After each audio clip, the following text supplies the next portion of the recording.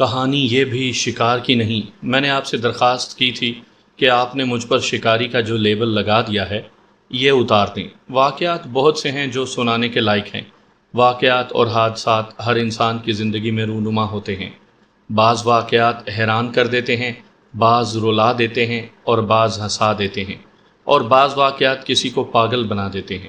اپنے ساتھ نہ صحیح، معاشرے میں حادثات اور واقعات ہوتے ہی رہتے ہیں۔ اگر آپ کو ان سے دلچسپی یا کسی انسان سے ہمدردی نہ ہو تو یہ آپ کا قصور ہے، ورنہ سچی کہانیوں کی کمی نہیں ہے۔ میں عمر کی اس حد تک پہنچ گیا ہوں جہاں باپ اپنی اولاد کو جائیداد کی تفصیل بتا کر یہ بھی بتا دیتا ہے کہ میری قبر فلاں جگہ بنانا۔ عمر کی سرحد پر آ کر ماضی کو یاد کرنے کے سوا کوئی کام نہیں رہا۔ آپ نے مجھے داستان گو بنا کر اچھا نہیں کیا۔ آپ نے میرا یہ حال کر دیا ہے کہ بو گیر کتوں کی طرح ماضی کے ویرانوں اور کھڈ نالوں میں اچھے برے واقعات کی مشق لیتا رہتا ہوں۔ قتل کا ایک واقعہ کئی بار یاد آیا، لیکن بھائی احمد یار خان کے ڈر سے نہ سنایا۔ ڈر یہ تھا کہ میرا یہ تھانے دار بھائی یہ نہ کہہ بیٹھے کہ کتوں اور گیدڑوں کے پیچھے انہی کی طرح دوڑنے والا دیہاتی پولیس کی کہانیاں سنانے لگا ہے۔ یہ واقعہ پہلے کبھی نہ سنانے کی دوسری وجہ یہ تھی کہ واقعہ بہت پرانا ہے، اس لیے کئی تفصیلات یاد نہیں آ رہی تھی۔ بہت دن ذہن پر زور دیتا اور اپنے واحد زندہ دوست اور بچپن کے ساتھی راجہ شہباز خان سے مدد لیتا اور لکھتا رہا۔ آخر اس کہانی کی ہر ایک کڑی مل گئی ہے۔ بہار کا موسم تھا اور اس موسم کی سیاہ کالی گھٹائیں گرجتی اور کڑکتی آتی اور برستی گزر جاتی تھی۔ اولے بھی پڑتے اور بجلی بھی گرتی تھی۔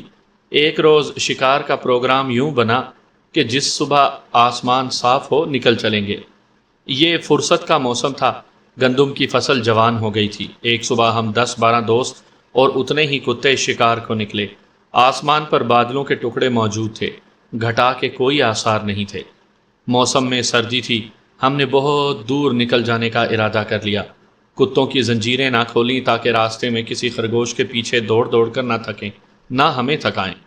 ہماری نظر میں ایک ویرانہ تھا جہاں ہم پہلے کبھی نہیں گئے تھے، ایک بار اس سے کچھ دور سے گزرے ضرور تھے۔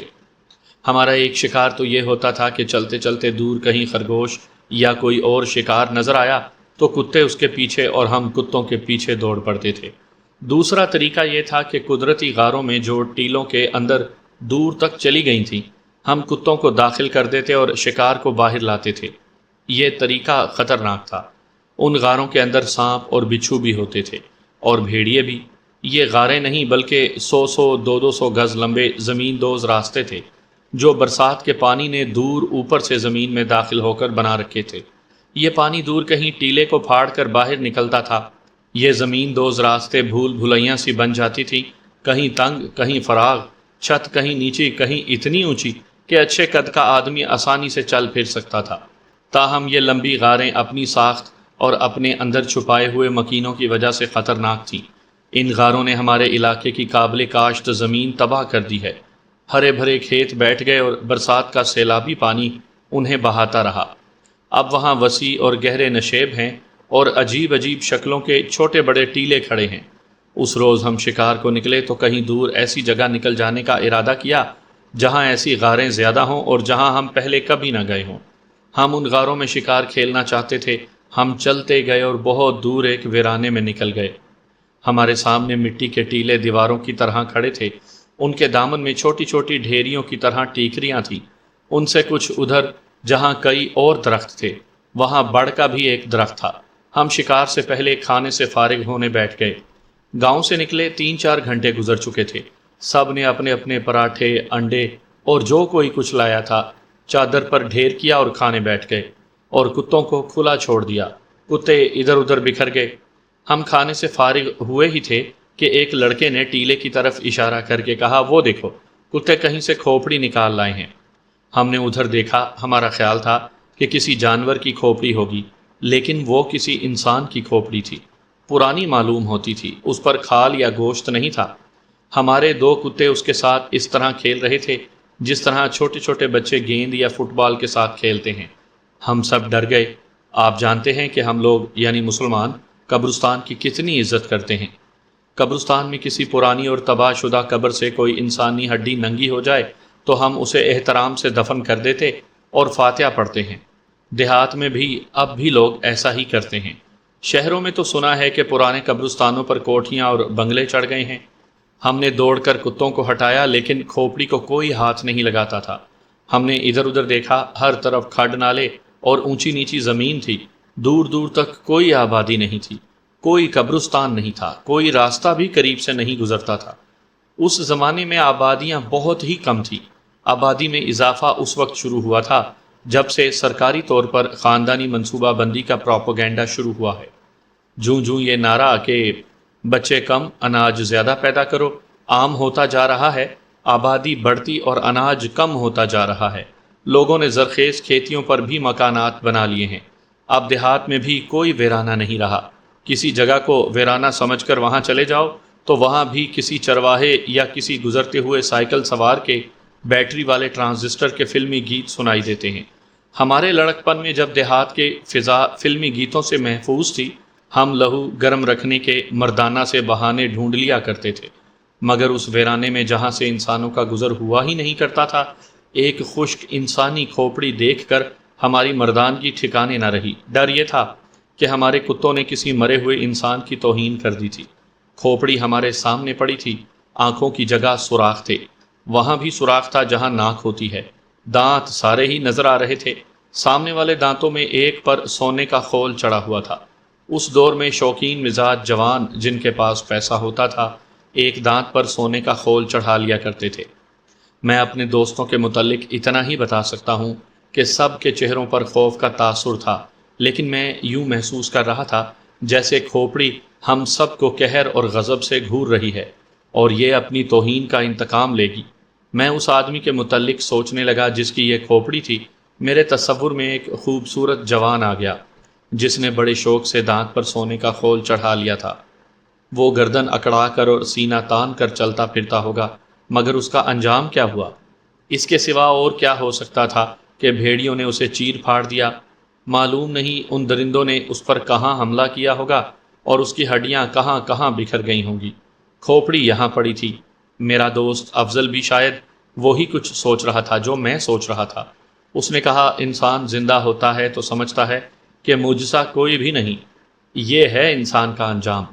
اس کی روح یہیں کہیں بھٹک رہی ہوگی۔ افضل کے ان الفاظ کے ساتھ ہی ہمیں گرج سنائی دی۔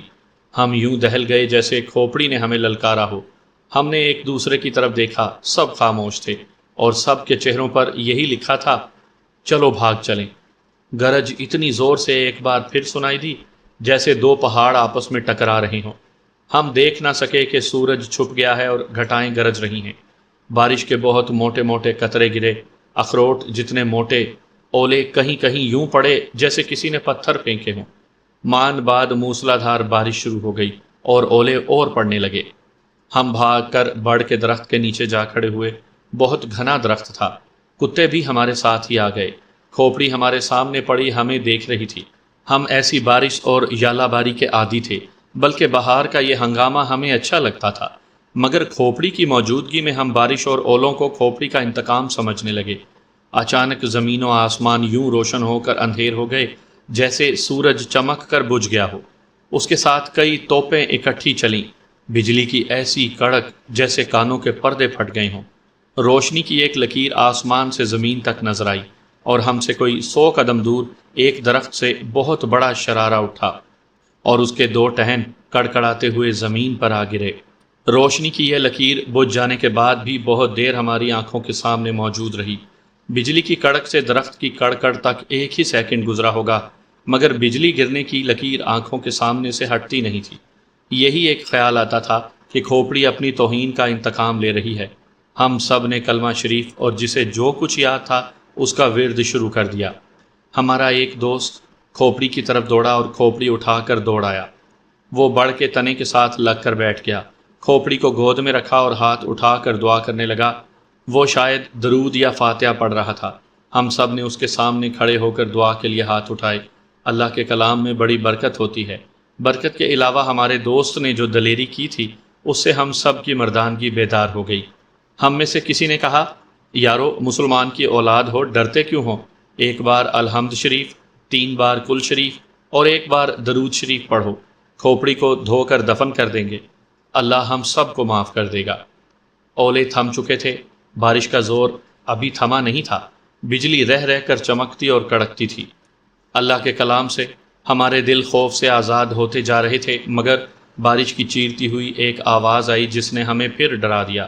بدبختو، درخت سے دور چلے جاؤ، بجلی گر رہی ہے۔ اس آواز کے پیچھے پیچھے بارش کی دھند میں سے ایک گھوڑا نکلا جس پر دیہاتی لباس میں ایک آدمی سوار تھا۔ یہ انسان نہیں ہو سکتا تھا، اس ویرانے میں ہم جیسے مغز پھرے ہی جا سکتے تھے۔ وہ گھوڑے سے اترا، اپنے گھوڑے کے ساتھ وہ بارش میں نہایا ہوا تھا۔ وہ ادھیڑ عمر ایک معزز دیہاتی لگتا تھا۔ میں نے تمہیں دور سے دیکھا تھا، اس نے کہا۔ تمہیں کسی نے بتایا نہیں کہ بجلی درختوں پر گرا کرتی ہے؟ تمہارے سامنے اس درخت پر گری ہے اور تم اس درخت کے نیچے کھڑے ہو۔ ہم کوئی بات نہ کر سکے، اس نے ابھی کھوپڑی نہیں دیکھی تھی۔ کس گاؤں کے ہو؟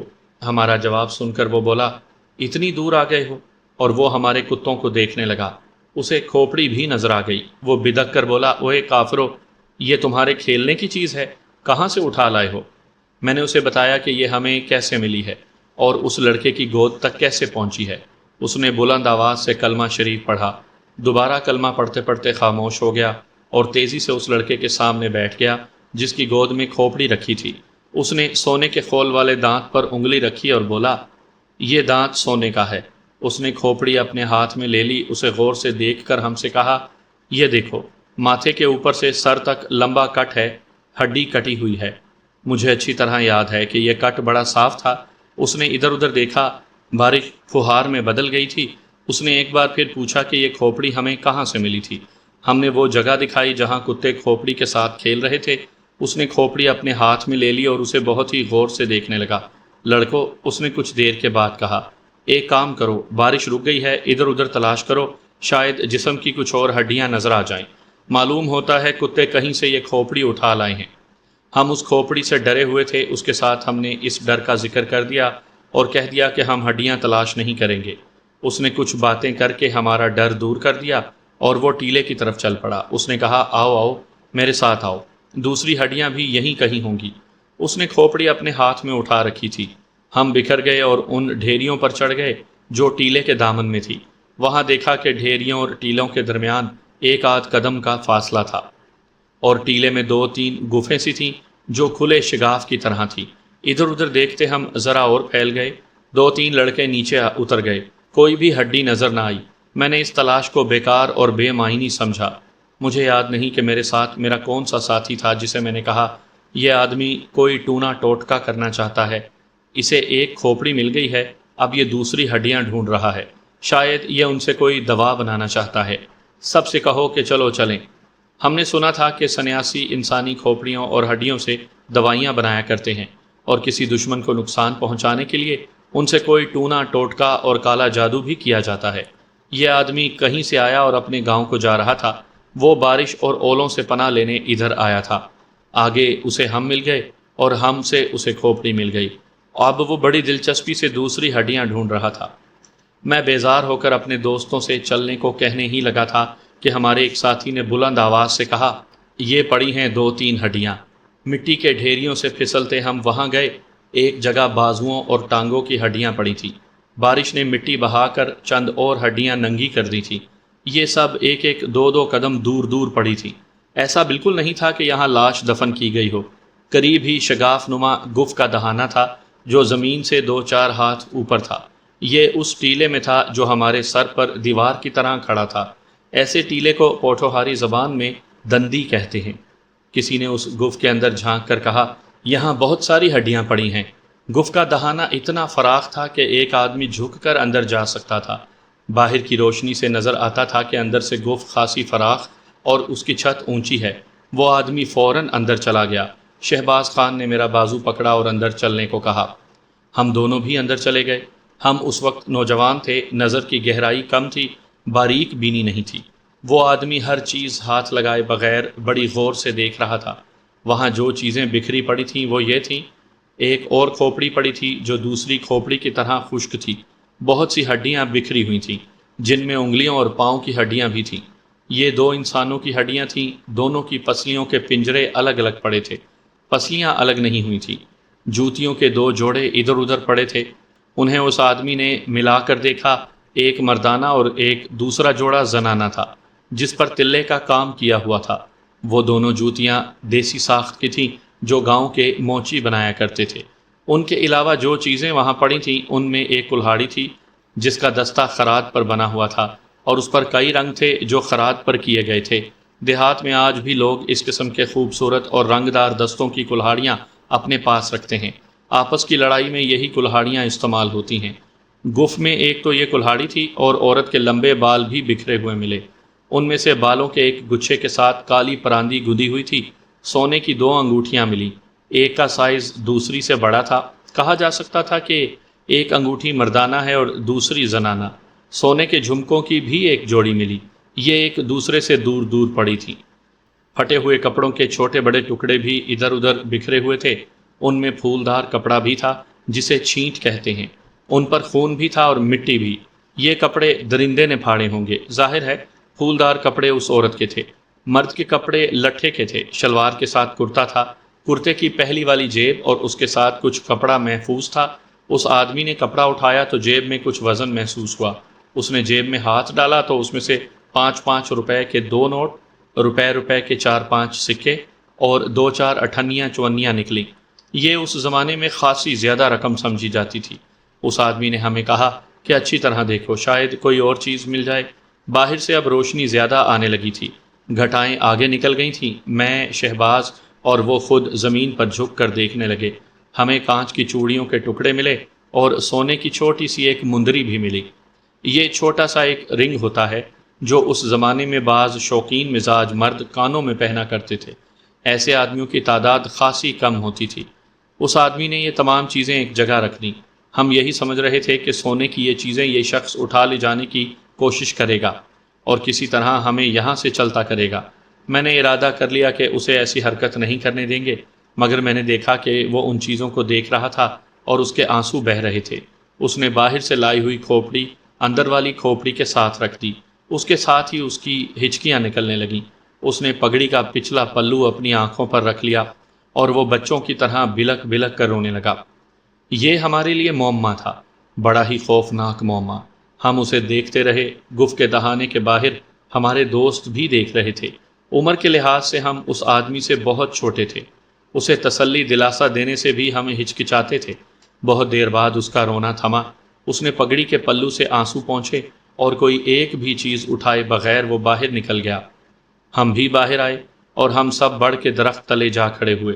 بڑی عجیب سی خاموشی تھی جو ہم سب پر طاری تھی۔ آخر شہباز خان نے اس سے پوچھا کہ یہ کیا معاملہ ہے؟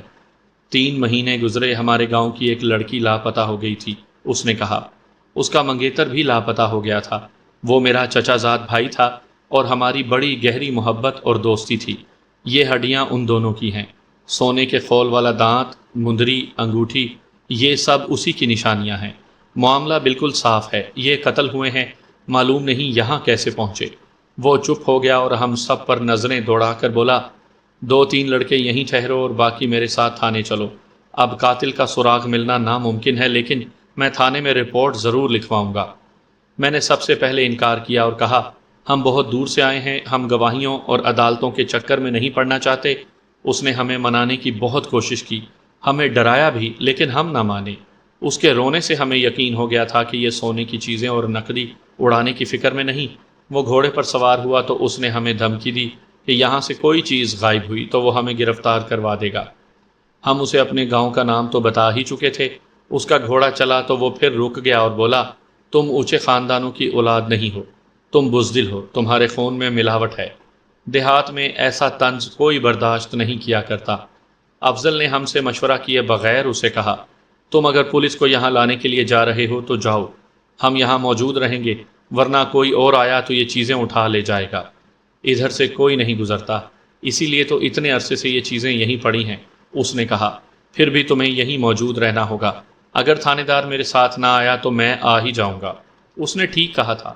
اس ویرانے میں کوئی نہیں جاتا تھا۔ ہم وہاں شکار کے لیے گئے تھے اور وہ بہت دور سے گزر رہا تھا کہ بارش اور ژالہ باری نے اس کا راستہ روک لیا۔ ہم اسے نظر آئے تو وہ ادھر آ گیا، لیکن ہمارے وہاں جانے اور اس کے وہاں آ جانے کے پیچھے خدائے ذوالجلال کا ہاتھ تھا۔ یہ میں اس نادانی کی عمر میں نہیں سمجھ سکا تھا۔ بہت مدت بعد جب ذہن سنجیدہ ہوا تو سمجھا تھا، بے گناہ انسان کا خون کسی نہ کسی رنگ میں اپنا انتقام ضرور لیتا ہے۔ ضروری نہیں کہ قاتل کو قانون ہی سزا دے، خدا کے پاس سزا دینے کے اور کئی طریقے ہیں۔ سامعین کرام، آپ سن رہے ہیں صابر حسین راجپوت کی شکاریات کے سلسلے میں ایک دلچسپ داستان جس کا نام ہے کھوپڑی کا انتقام۔ یہ اس سلسلے کی پہلی قسط ہے۔ مجھے امید ہے آپ کو میری یہ کاوش پسند آئے گی۔ آپ نے اگر ابھی تک میرا چینل کہانی گھر سبسکرائب نہیں کیا تو ابھی میرے چینل کو سبسکرائب کر کے بیل نوٹیفیکیشن آن کر لیجئے تاکہ آنے والی ہر نئی کہانی کی اطلاع بر وقت آپ تک پہنچ سکے۔ اگر آپ مجھے واعظ یا فلاسفر کہہ کر میری بات پر دھیان نہ دیں تو یہ آپ کی مرضی ہے، لیکن میں اپنے تجربے کی بنا پر کہتا ہوں کہ گناہ کی سزا ضرور ملتی ہے، گناہ خواہ چھوٹا ہو یا بڑا۔